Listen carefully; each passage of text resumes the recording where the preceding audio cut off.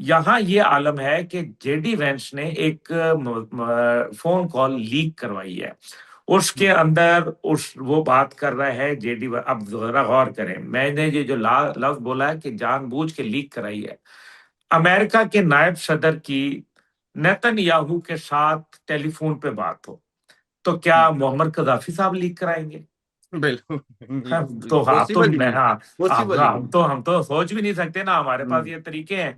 تو J D Venice نے جو بات چیت لیک کرائی ہے اس میں یہ اس نے کہا ہے کہ تم نے تو ہمیں 48 گھنٹے کا پروگرام دیا تھا ظالم،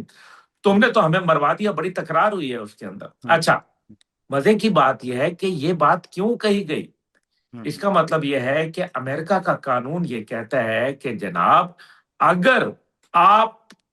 امریکہ کا کوئی خطرہ ہو تو آپ جنگ لڑ سکتے ہیں، لیکن یہ بات جے ڈی وینس نے جو کہی ہے اس کا مطلب یہ ہے کہ وہ یہ باور کرانا چاہ رہا ہے کہ یہ جنگ امریکہ کی تھی نہیں، اسی لیے پلان امریکہ نے نہیں دیا، یہ جنگ اسرائیل کی تھی اور یہ پلان اسرائیل نے دیا جو کہ ناقص تھا، جس کے نتیجے میں امریکہ کو اب تک $65 بلین کا نقصان تو ہوا، اس کی ساکھ گئی، اس کے 20 سے زیادہ جہاز اسٹیٹ آف دا آرٹ جہاز بیڑا غرق ہو گئے، زمین بوس ہو گئے، اس کے سسٹم خراب ہو گئے، اس کے بحری بیڑا غرق ہو گئے، اس کے لوگ مارے گئے، اس کے سپاہی، اس کے فوجی، اس کی 5th فلیٹ سب ماری گئی۔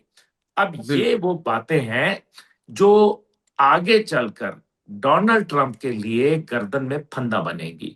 جنگی کرائمز کی بات ہو رہی ہے، یہ کہا جا رہا ہے کہ جنگ کے اندر آپ نے تمام عالمی قوانین کو تباہ و برباد کر دیا ہے، اور یہ باتیں جب سامنے آئیں گی تو فوج کہے گی کہ جناب ہم نے تو کچھ نہیں ہے، ڈونلڈ ٹرمپ نے انہیں حکم دیا تھا کہ تم نے میناب کی بچیوں کے اوپر حملہ کرنا ہے۔